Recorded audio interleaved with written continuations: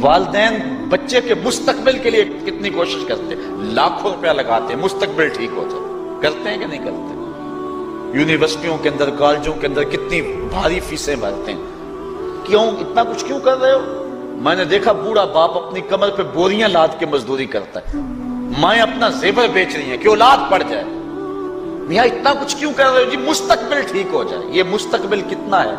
20-25 سال کا، اور جو اصل مستقبل ہے اس کی فکر ہی نہیں کسی کو۔ اصل مستقبل تو وہ ہے، اللہ اکبر، بیرون ملک جائے بیٹا تو ماں کہتی ہے بس دعا کرو کہ میرا بیٹا خیریت سے پہنچ جائے، بیٹی کی شادی کرتی ہے تو ماں کہتی ہے دعا کرو کہ اپنے گھر میں اس کو چین مل جائے، کسی کا انٹرویو ہوتا ہے لوگ کہتے ہیں جناب دعا کرو کہ اس انٹرویو میں وہ کامیابی سے گزر جائے، میں کہتا ہوں جب قبر میں اترتا ہے پھر کسی نے آ کر کبھی نہیں کہا کہ دعا کرو مشکل گھڑی آ گئی ہے خیریت سے گزر جائے۔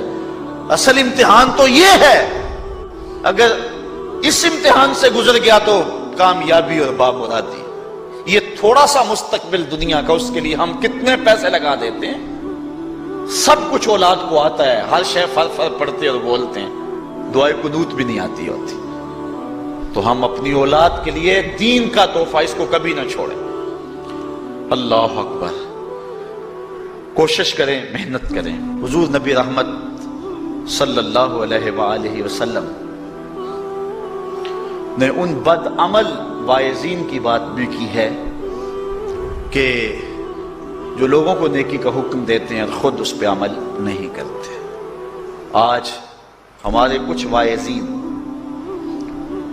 لوگوں کو تو واعظ و تلقین اور نصیحت کرتے ہیں اور خود نماز میں سخت سستی کا ارتکاب کرتے ہیں، اور جس سے قوم کے اندر نماز میں سستی عملاً پیدا ہو جاتی ہے۔ کوئی عرس کی تقریب ہو، کوئی محفل نعت ہو، کوئی جلسہ ہو، کوئی شادی کی تقریب ہو، نماز کے وقت کا پورا خیال رکھا کریں اور اس بات کا لحاظ رکھا کریں۔ بلکہ ہمارے ہاں ایک عجیب سا فیشن ہے اور عجیب سی بات ہے، میں بڑا حیران ہوا کرتا ہوں کہ عشاء کے بعد جب جلسے ہوتے ہیں نا ہمارے مساجد کے اندر، تو مغرب سے اعلان شروع ہو جاتا ہے آج رات فلاں صاحب خطاب فرمائیں گے، اور پھر جب نماز عشاء ہوتی ہے تو ہمارا نقیب محفل کھولتا ہے لاؤڈ سپیکر اور وہ اعلان کرتا ہے حضرات جماعت ہو چکی ہے، اب مسجد میں آ جائیں۔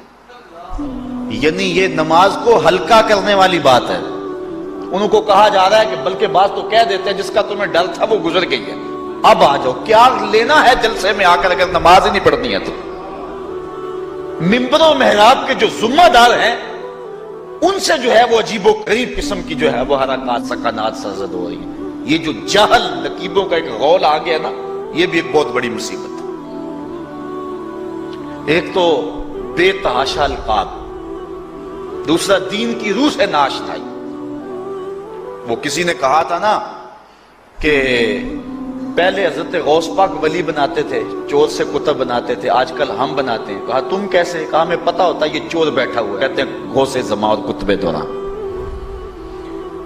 بے تحاشا اور بے تکا انداز، اور پھر دین کی روح سے یہ ناشنائی کہ باقاعدہ اعلان ہوتا ہے جناب جماعت ہو چکی اب تو آ جاؤ۔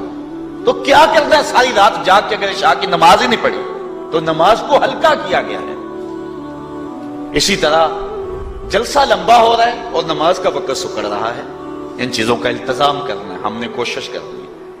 اور یہ بھی ایک مصیبت ہے کہ دربار بڑا اونچا ہے اور مسجد کے اندر جانوروں کی بینٹیں پڑی ہوئی ہیں۔ حیثیت تو مسجد کی ہے، دربار کی تو ثانوی حیثیت ہے۔ دربار پہ 3 کروڑ روپیہ لگا ہوا ہے اور مسجد میں چٹائیاں بھی موجود نہیں۔ اپنے بھی خفا مجھ سے ہیں بیگانے بھی ناخوش، کہ زہر حلال کو کبھی کہہ نہ سکا کند، بات وہی کہتا ہوں سمجھتا ہوں جسے حق، میں ابلہ مسجد ہوں نہ تہذیب کا فرزند۔ بے تحاشا اور بے تکا انداز، اور پھر دین کی روح سے یہ ناشنائی کہ باقاعدہ اعلان ہوتا ہے جناب جماعت ہو چکی اب تو آ جاؤ۔ تو کیا کرتا ہے ساری رات جاگ کے اگر عشاء کی نماز ہی نہیں پڑھی تو نماز کو ہلکا کیا گیا ہے۔